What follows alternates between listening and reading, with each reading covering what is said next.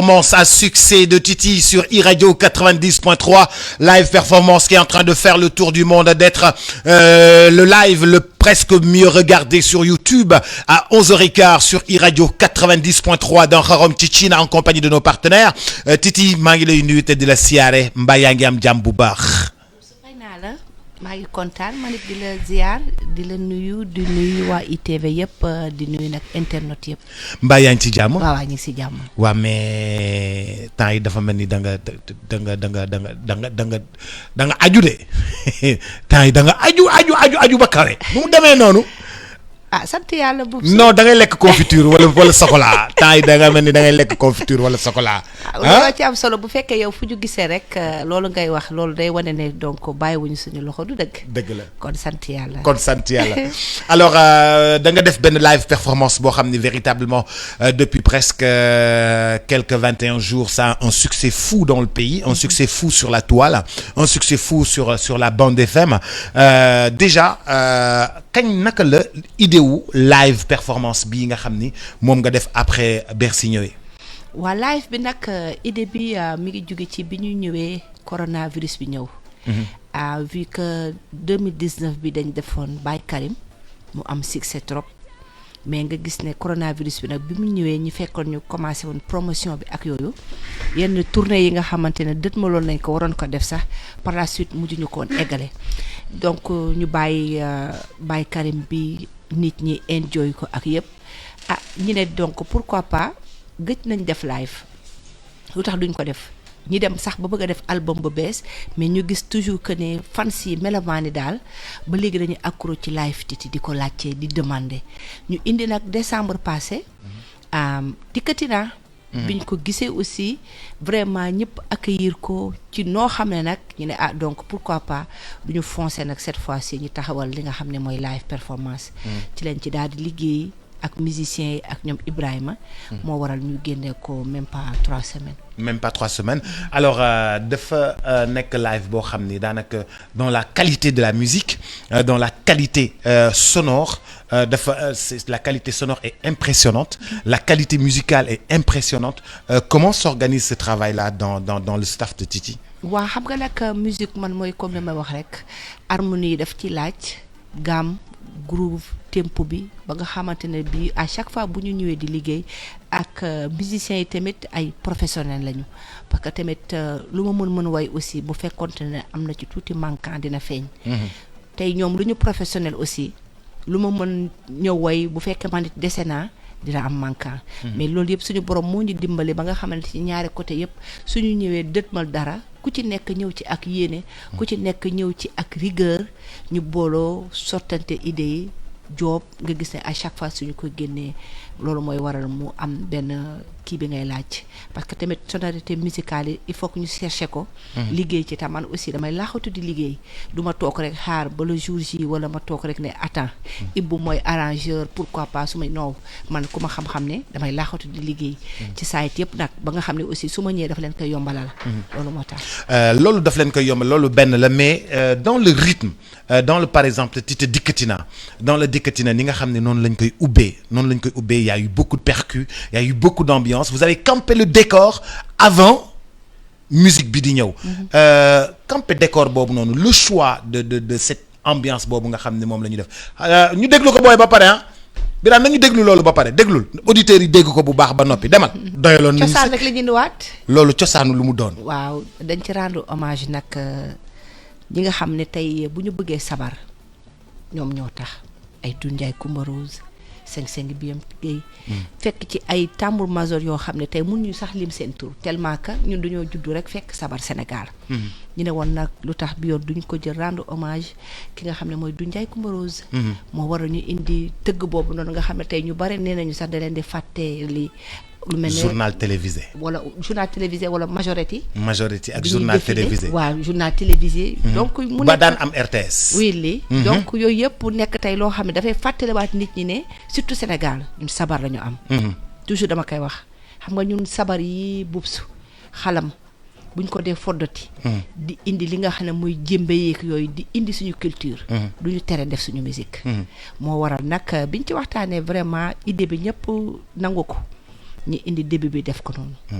dafa mel ni sa passage dans la musique africaine par exemple na nga xam ni noonu nga ñëwee ci musique dem Guinée jàngi dem kii nii moo tax nga bëgg instrument yu traditionnels yi. waaw man nag dama bëgg sabar. man moom lu ñu mën a wax moom sabar xalam ak kora. man dama ko bëgg ndax jazz pour man feeñ na ci kora.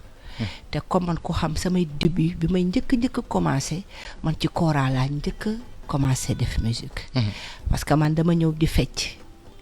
yàlla def na ku mel ne Fanta Mbacké Kouyaté maa ngi profiter sax de cette occasion di ko rendre hommage ensuite di ko jaale waale waa këram yëpp. ndax jamono yee ci ginnaaw dafa mujj génn àdduna waa dafa feebaroon. elle était malade donc vraiment. léegi nga gis ne moom ku ko xam Guinéen xam ne lu jëm ci djembé lu jëm ci kora balafon seen fond musical la. donc man mën naa ne màggale naa si loolu donc li ma ci doon am ci musique buy ñëw ci sama nopp toujours dafay des si man mais n'empêche fu ma dégg sabar du ma mën a téye sama bopp yàlla defi dama mën a fecc trop bëgg sabar mais man toujours lu jëm ci rythme groove tamit dama koy bëgg. loolu moo tax ba nga xam ne man sama musique ku ko déglu rek. sonorité yooyu ngay laaj noonu da nga ko ci gis. te damay jàpp ne mën na nekk base boo xam ne lu ñu mën a def buñ ko ci defee dafay demaale ak moom. loolu moo tax. mais yow mun nga fecc trop mais yow lu tax dootoo feccati.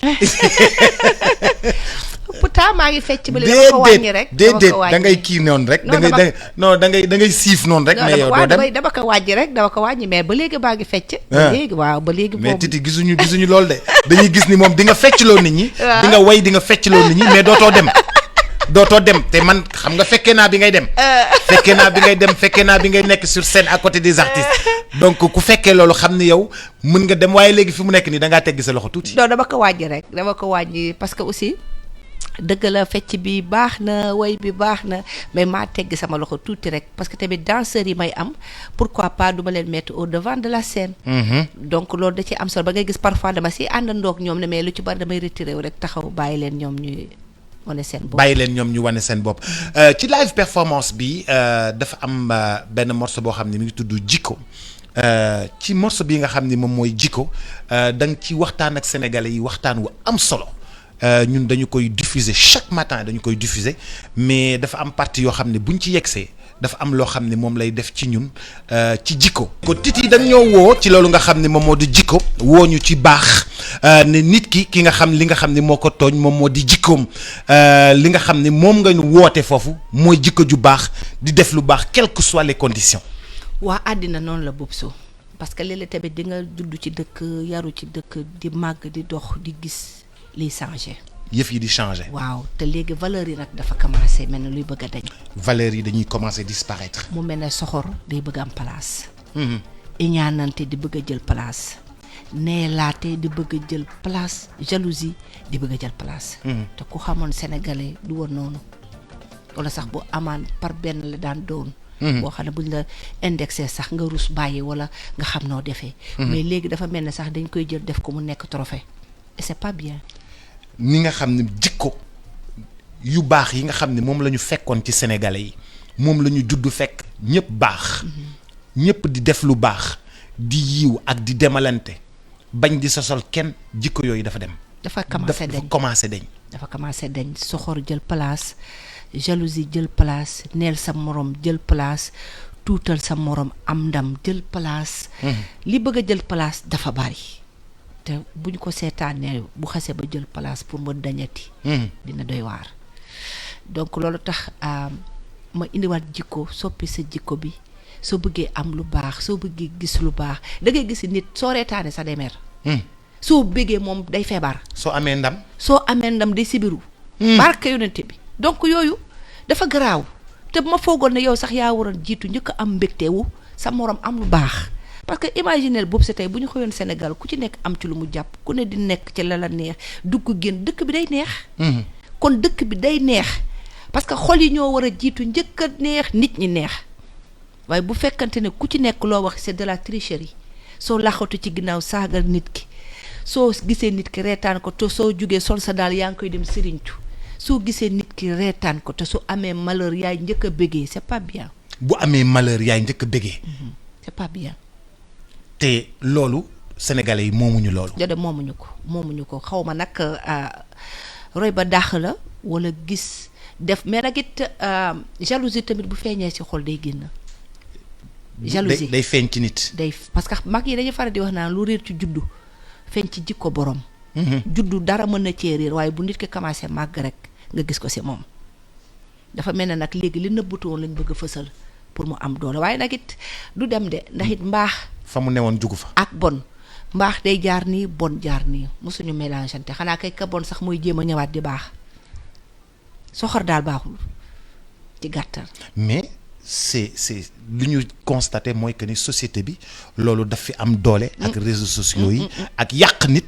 yàqante bi dafa bari. yàqante bi dafa bari comme c'est pas possible moom laa lay expliquer moo tax woy bi këmb na lépp parce que boo dee xool bi yoon thème yi ma indi bu ci nekk boo ko dégloo. am na ko mu yee bu ci nekk boo ko dégloo dina tegaat nit palaasam. bu ci nekk ku ko déglu su naroon nekk ci erreur dina dellusiwaat. loolu moo indi sababu ma indiwaat jikko mooy nit. Mais dans notre société en fait est-ce que gis nga ni loolu réseaux sociaux yi moo ko indi c'est quoi la cause des changements de valeurs que ces grandes valeurs yi ces belles vertus yi nga xam ne moom nga yaakaar ni moom la réew mi amoon di génn di dem. mais xol yi la boops. lépp ci xol yi la. xol mooy nit parce que li tax xol mooy nit juróom mën nañ nekk ci benn nit mais ku ne ak sa xol te tamit nag du yomb sax juróom yëpp jugandoo rek visandoo ci benn kii mënut a nekk mais xol yi ñoo bëgg a commencer dëgër. xol nag bu dëgëree day sonal nit yi xol yi la ñu war a raxasaat defar ko ba mu baax maam Abdou Aziz Sy daan na ko wax ñu tàppee xol yi. xol mooy nit de boobu daan naa dégg ku dox naan am na koo xam ne xaw ma kan dafa ñëw na ko man daal dama bëgg tey dama am ay gan demal nga jël gétt bi ci ginnaaw nga rey ko indil ma la ca gën a baax. dégg naa mu dem rey xar bi indi waaye xol bi la indi ñu ne ko yow ndawal li yëpp ak ni mu bare lu tax nga dem indi li mu ne de parce que da nga mën a naa indi la gën a baax mu dem indi xol bi la dem indi. ñu ne ko léegi dama ngeen di li gën a bon mu demaat indi xol bi la indi xol mooy nit. mooy changer nit mooy tax nit ki defee nii mooy tax nit ki am jalousie ci moromam mooy tax nit ki soxor xol daal mooy nit. nañ tàppe xol yi bës xol yi te xam ne dara yamut. te dara yàggut. dara yàggul ku ne la suñu borom may bu yéexee tayit ala kuli ale balaa dee dina ci jot. su ko ñàkkee tayit suñu borom ne balaa dee da koy jotit munoo ci dara. nañ yéenante jàmm ñu bëggante téyante te yàlla tax am na ci solo. gëj naa dégg lu mel nii lool Titi bàyyi ma ñëw Mame Dabakh nga indi ndax dafa tudd Mame Dabakh léegi mu nekk un classique de l'artiste parmi les classiques quel plaisir d'être en ta compagnie ce matin déggal ñu sonn loolu la way wi ëmb bu ñu xoolee ci Mame Dabakh daanaka ñun ñëpp dootuñu sonn ndax mbaax la woote mbaax la dund ba dem. waaw Sénégal ñun loolu rek la ñu xam bubsu yu baax valeur bëggante fekkante yooyu lañ fekk yooyu la ñu war a def loo mën a doon nit lu mën a nekk yéeneel sa morom jàmm te da ngay gis tey kilifa yi toll ne ñoom ci yooyu rek lañ daan dox ci loolu rek lañ daan insister ndax nag Sénégal rëyul nag bubsu déedéet rëyul de. nekkuñu fi 50 millions ni 100 millions. rëyul de matuñu 20 millions. rëyul de waaw loolu tax nag ba nga xam ne kon buñ ci dee bàyyi xel rek dina baax. ku ci nekk di nga mën defaral sa toogaay c'est important. Dans le live tu reviens sur cet hommage un hommage bu fort boo xam ni da nga ko way Mame Dabakh morceau bi nii boo ciy dellu si waat dafa mel ni chaque jour.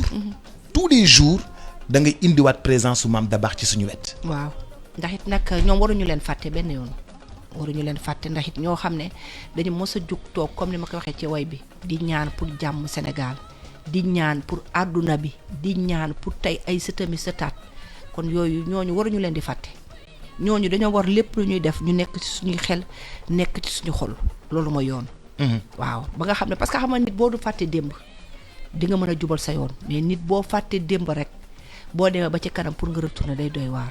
te léegi même ngor yi sax dafa jeex fàtte démb waraate fàtte ne yow diw mi moo tax lii fàtte ne yow diw mi jàpp na il faut que yooyu ñu indiwaat ko. diw moo la taxaw woon diw moo la ba nga jaaxle mais yow léegi nit da lay jàppale ci ruq sax soo génnee doo ko wax wala nga déet moo waral kii pare nga ci te du noonu bu njëkk ba loolu geste yooyu dafa noble. geste yooyu dafa amoon solo nga làqatu tey yàq nit jàppale la ci dara wala nit gindi la ci dara nga toog seedeel ko wala nga denc loolu ci sa biir xol di ko doxaale léegi loolu amatul. ndeysaan. kon su may jàpp album bi li ñuy waxtaanee yépp retour aux valeurs ngay prôné à travers cet album aux valeurs yi nga xam ne moom moo fondé le Sénégal. dans sa profondeur. waaw loolu la. nit ñi dellusiwaat daal gën a nite. waaw ñun nite ñi gën a nite baax na trop parce que tamit léegi kenn xamatu àdduna fan la jëm soo nitee nag di nga mën a jóge Sénégal dem dëkk bu la neex dellusiwaat. ku feebaru ñaari at yi yeewul dara dootu la yee. ndax feebar bi yóbbu na ku ne. te boo dee xool multimilliardaires yi si boppam sax biñ jëlee seen alal teg ko ci dara te ku leen ne woon seen alal du faj lu ndaw lii. duñ la gëm amul woon ku jugul. te nga xam ne boo waxaan nit ñi dégg la jéem nga demut ku ci mën dara suñu borom. kese kon ñëpp nañu war a xam ne yàlla rek moo fi ne. moo fi ne tey moo fi ne suba moo fi nekkat ginnaaw suba. ku yóbbu noppale ko. ci sa carrière musique boo defar baax na mais live dafa bokk ci sa yëf su ma ko seetloo dama koy xool ci. li nga xam ne moom moo di Bercy bi nga xam ne moom moo mujj avant bi Bercy bii tamit nga def fa performance bu rëy à côté de Youssou Ndour et du Super Étoile Bercy bi pourquoi tu penses que yow da nga fort en live pourquoi le live est si important pour toi. waaw live moom gaa yee ko wax yaa ko wax keneen a ko wax Sénégal ñoo ko wax. ñoo ko wax parce que aussi da ngay gis à chaque fois su ma génnee album dafay cartonné nit yi dañ ci gis seen bopp bëgg ko et tout waaye mooy li ma la sànq melomaan yi ñi bëgg titi yi ñi xam titi yi ñoo dem ba dañ ma koy exiger dañ ma koy imposer mënuma si dara. soo waxee ñu dañu soxla sa live dañ ko soxla parce que dañ ci gis suñu bopp da nga ñuy yee kii ne ma naan da nga ñuy gindi kii naan ma dama nekkoon ci nangam bi ma dégloo sa live. dafa leen di manqué àdduna ñoo ko bëgg moo tax. dëgg la. te it comme Youssou ni nga ko waxee Youssou dama bokk ci moom mu bokk ci man. parce que am na des fibres yu nga xam ne man bi ma ci màggalee dama xam ne lii fait partie de moi dama ci woy à l'aise. parce que loolu yëpp tamit oreille musicale moo ma ko jox parce que aussi man bi ma ñëwee suñu kër dama fekk sama mag yi dañu mës a bëgg musique am na ci artistes yoo xam ne sax ci noonu laa leen découvrir taxaw ma leen. tey jii Youssou ku ma ne woon suma màggee dinaa ko xam duma ko gëm. mais à travers l'animation yi sama mag yi daan def ci kër gi sonorité musicale bu ne day nekk ci biir kër ba ci chanson français yi yëpp du ñu bàyyi dara. donc loolu moo tax tey oreille musicale boobu suñu borom def ko ci man. te it mu am yenn scène yoo xam ne daal su ma ci yéegee damay nekk à l'aise loolu mooy tax du ma ko préparer sax pour ne su ma yéegee naa def li war a non day ñëw. mën naa pare sax fàtte ko parce que même gis nga live bi aussi noonu la bi ma si liggéeyee ba pare yu ci bari sax dama koy fàtte tellement que du léeg-léeg day ñëw noonu daal. inspiration bi day ñëw directement. waaw léeg-léeg dafa mel ni dafa am fu muy jógee di wàcc. boo demee de.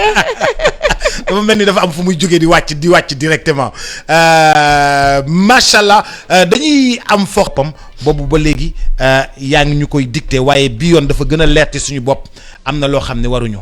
waaw déedéet waruñu nag nit moom boo xamee sa bopp lu bare waru la nag bubs xam nga xëy na sax après album bu bees bi dina si topp waaye dama bëgg yu mujj yi yëpp rek ñu tuddee ko vérité.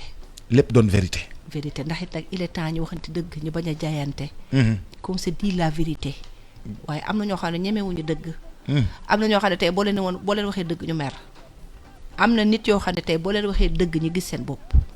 am na ñoo xam ne boo leen nee dëgg jaral na lañu jaare fa bala. am na ñoo xam ne tey boo leen waxee dëgg ñu ne da nga réew. am na ñoo xam ne boo leen nee dëgg ñu ne dafa audacieux. mun na bari ci anam bu ne te nag il faut que ñuy waxante dëgg ñàkk waxante dëgg gi moo indi tey lu bari ci biir kër yi. doom bi nga jur sa rakk sa nawle xarit koy fekkeek lu mu mun a doon léegi da ngay janook nit war ko wax dëgg sax ngay raay wax yi te fekk yaa ngi koy gaañ. wala xëy na moom du nangu dëgg bi wala xëy na yow am na loo gis ci moom loo xam ne intéressé na la pour yow boo ko waxee dëgg doo am loolu. dañuy ragal a waxante dëgg.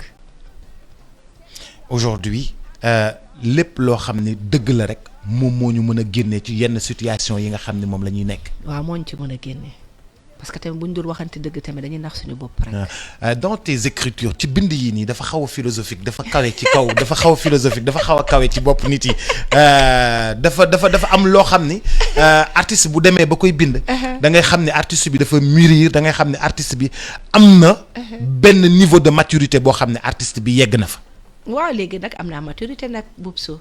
parce que man bi may doog a ñëw ci musique bi donc xam nga yaa ma gën a xam fëlaa léegi yooyu mais nag aussi depuis sama apparition aussi sur la scène musicale. depuis bi ma indee ku ne ak li la yëngal les gens gis nañu ne li ma indi thème rek la. dama mës a bëgg a dox ci thème d'actualité parce que maa ngi koy wax keroog xam nga tey ki ñu naan géwél la kooku dafa war a ñëw ne Boubacar Diallo diwoy baayam diwoy baayam diwoy baayam. mun na bañ a am thème. waaye le fait que dafay jël say maamaati maam di leen indi ba sa juddu.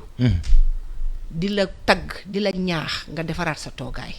bokkul tamit ak un chanteur bi nga xam ne il doit faire de la musique. parce que la musique demande beaucoup de choses am na ci koo xam ne tey mun na def interprétation. d'interpréter. un chanteur interprète. voilà te bu boobaa day nekk chanteur interprète. am na ko nga xamante mun na nekk un chanteur compositeur. te du tee day nekk chanteur compositeur. am na koo xam ne tamit mun na interpréter composer te yooyu yëpp du tere day nekk artiste. am na ci koo xamante nag mun nañu defar musique yeeg yëpp ñëw jox ko mu ñëw toog way te du tee day nekk chanteur donc yooyu yëpp bu ñu koy jaawatle. bu ñu jaawalee. géwél bi nga xam ne dafay ñëw way Aboubacar Diallo jéeri toodo xam nga tagg say maam man de newoon na suñu maam it lii ak lii ak lii Demba Paate ak Njaay ñaxare na Njaay xam nga loolu ñoom ñoo ko moom waaye léegi boo ko xam ne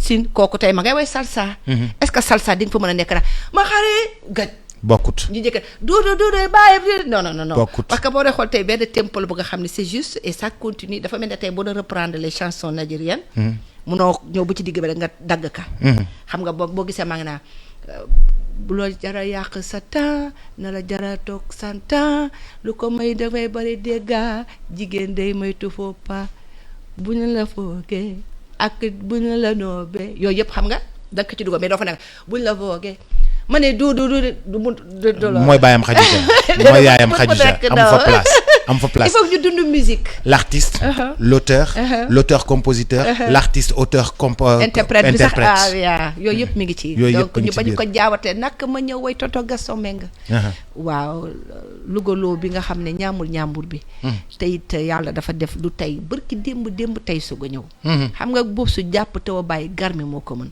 ànd boo gis dara nga ca kii dara na loo gis ci kii du tax nga jàpp ba tey kii nangam waaye mu ñëw tamit téye bëggal ma boppam te rek tax di ma conseiller nag bokk ci ñi may conseiller bokk it ci ñi nga xam ne it lu may def bokk na ci ñi koy njëkk a xam waxtaan ci ak moom mu conseiller ma defeel nii wala waxee ko nii donc moom it maa ngi koy ñaanal yàlla ak toute sa famille. dëgg la xanaa kon di nga ñëw ci làmb ja Gris Bordeaux. non comme bërki dem maa ngi woon ci fees non damay ñëw sa ànd ak gàngoor gi jëpp ñëw. da ngay ñëw ànd ak Serigne Saliou am na Gris Bordeaux ak kii lu ñu waxante foofu de Gris Bordeaux ak Balla Gaye am na lu ñu waxante foofu de balaa am na lu ñu waxante foofu lu ñu fa waxante noonu taxawal ma xool Gris Bordeaux ak Balla Gaye lu am na lu ñu waxante foofu yaa nga fa woon ñu déglu ko.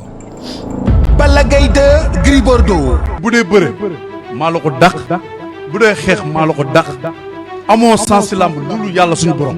na bàyyi naxaate yi dama ne la naxoo sa bopp dinaa nax ñi mais yow duma la nax dama lay wër le set dana leer waaw man damay naxaate mais yow mën naa nax ñëpp ba mu des yow na dama laa mën ay 2 minutes nga ngay bëre bal di nga bëre ba sa làmmiñ bi gën da ngay xoox mais dama la bëgg xamal ne ñi la fooyee ci làmb dama leen daan ba naan man yaa ma daa ko bëre da ngay wax lu la neex yow Bombardier waxuma la loolu Bombardier bi nga xam ne jàpp na ñaar combat bi passé ngay paraté ay voix yow ku la gën dama ko saaxi agressé ko waaw léegi da nga ko agressé Bombardier dama ko agressé essayé ko ci man dama na ko 100 fois mais maa la mën yow Bombardier mënoo ci moom dara te dama bërëg moom ak le set yaa la ko wan le set kii bandi woo le set dama lay agressé bandi woo bàyyi ba le set barki alxuraan bandi woo yaa nga fa woon de maa ngi fa woon de affaire bi mujj naa métti de mujjoon na métti moom le set du yomb de non xam naa ne daal ku ci nekk jël na ko nag ak xol. non te nag ñoom ñaar ñëpp ay jàmbaar lañu nag. buub su dëgg la ay ndaanaan ku ci dugg ci li jëm ci liggéey kaayam rek. yii dëgg neexul. ku ci nekk da ci wane boppam nag. macha allah ay waaw. ñaari ndaanaan. waaw. ñaari doomu Sénégal ñaari ndaanaan. que le meilleur gagne. Que le meilleur gagne. ci biir album bi am na Gën gi dëkk am na Maam Saliou am na Ndindi vous avez régalé vous avez choisi de régaler say fans sa soppe yi ndax yow mesuré nga ni nit ñi bëgg nañu bu baax. waaw gis naa loolu nag macha allah maa ngi ciy nuyu Sénégal yëpp nuyu Afrique nuyu dëkk yëpp nuyu Europe gi. parce que aussi dafa mel ne moom lañ doon xaar.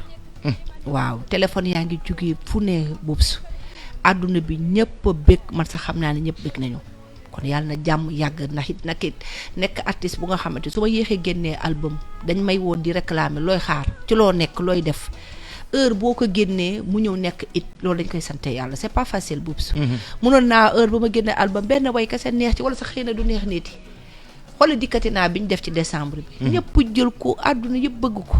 ñu ñëwaat def live nit ñi jël ko comme c'est pas possible donc kon loolu neex na ci xol. mais benn problème moo ma si jaaxal. waaw on n'arrive pas plus à vendre ça lii bu doon jaay. bari nga xaalis.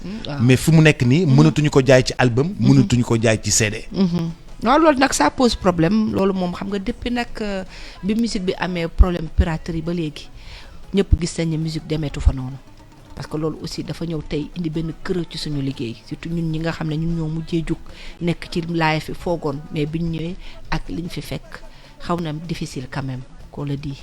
c'est pas facile. dëgg la mais comment rentabiliser ça lii noo koy rentabiliser parce que lii normalement album la bu doon jamono yële Talla Diagne jaay ko ñu yëkkati benn 100 millions teg sa loxo ñu jaay ko benn 150 millions teg sa loxo tey. amul noo ko mën a rentabiliser lu dul ñu dugal ko ci YouTube. YouTube fay la à part ça nga tëgg xanaa ay spectacle ay spectacle nga mën a def ay spectacle comme ay grand théâtre wala tey surface yu mag yi. wala léeg-léeg nga jékki-jékki dem tournée wala yenn concert yi sax. mu te même sax muy concert wala même salle yu mag yi aussi les frais sont là boobu. frais yeeg taxi yaa ngi fi. boo dee grand théâtre nga ne 5 millions. xam nga boo dee grand théâtre salle bi te revient à 3 millions wala 5 millions. nga indi sapeur pompier indi police. fay benn taxi bi au niveau de BSDA. fay kii bi BSDA tamit di nga demaat fay kii bi hologramme beeg yooyu yëpp. da nga koy fay. boo fayee loolu daal di dem fay fii di ville de Dakar. ville de Dakar. fay sapeur pompier fay police. léegi boo fayee loolu yëpp ba nga xam ne loolu moo jëm ci salle beeg sa yenn machin yi. nga bëgg a ñëw yow ci sa staff ñëw taxawal say musicien fay sécurité bi ba pare même les artistes invités ku ci ñëw tamit xaar di nga ko jox dara mu dem yóbbu. kon yëf yi metti na de. non dafay metti parce que man su ma fàttalikoo j'ai fait grand théâtre 3 fois non. bi ma koy teg dama tegoon budget. et ça m'a permis même de savoir lu ci bare comment ni muy war a demee ak yooyu yëpp organisation bi ci noonu laa ko xamee. yu ci bare dama ko def mais nag ma amoon ci tamit ñoo xam dañu jugoon taxaw jàppale ma. Gaston Mbengue ak ñu bare fii tey Sénégal jug jàppale ma ba ma mën see génn. ma def ko vraiment mais da ngay xam ne nag ça demande de l'argent. waaw spectacle dafa laaj xaalis. waaw parce que nag it bu fekkente ne toujours yaa ngi bëgg a innover indi leneen. xam nga mun nga ñëw rek tëgg ni kii même loolu rek sax ça demande de l'argent rawatina tey nga bëgg a inviter kii fii wala yooyu xam nga fi ma waxee. day métti waaw c'est pas facile. c'est pas facile en tout cas les artistes se battent dans quelques instants la grande édition de 12h le journal de 12h ça nous a énormément fait plaisir dama bëggaat ñu langaat beneen langue. à la télévision. inchallah ñu organiser ko man ak yow ma jël live bi nii. ñu teg ko nii. ñu toog ñu waxtaanee ko à la télé parce que live bi nii ça fait au moins plus de 1h45 2h. buñ ko tegee am nañu langue goo xam ne war nañ ko mën a langue. amul benn problème boobu. incha allah ma wax ak Alain rek. waaw loolu kay bu la neexee sa jàppal jour rek. ma jàpp jour rek ñu def ko waaw loolu du problème. incha allah waaw merci beaucoup. merci beaucoup merci d'être passé iRadio vous remercie. merci beaucoup maa ngi leen di gërëm yéen ñëpp di kontaan vraiment ak yow staff bi ma fi fekk ñoom Silla sama grand maa ngi lay nuyu xarit ci Abuja. maa ngi lay nuyu lu bari. di nuyu fan si ñoom Fifi jëkkëram aussi Cheikh tey la anniversaire am vraiment Fifi de kontaan na ci moom waaw joyeux anniversaire à Cheikh sama fan si daal bu ma limee damay juum maa ngi nuyu ñëpp di nuyu Sénégal yëpp di remercier ñëpp gis naa nañu accueillir album bi kontaan naa di remercier aussi les musiciens yi nga xam ne tamit ñoo ci participer su ma limee damay juum bàyyiwuma kenn. biir bi ñu demee télévision dinaa ñëw ci kebetu gi ndax affaire bi am na kebetu gu neex. ah bon waaw am na kebetu gu neex goo xam ne kenn mënu koo fent. boobu ban la boobu mooy booy bi wax noonu ci suuf.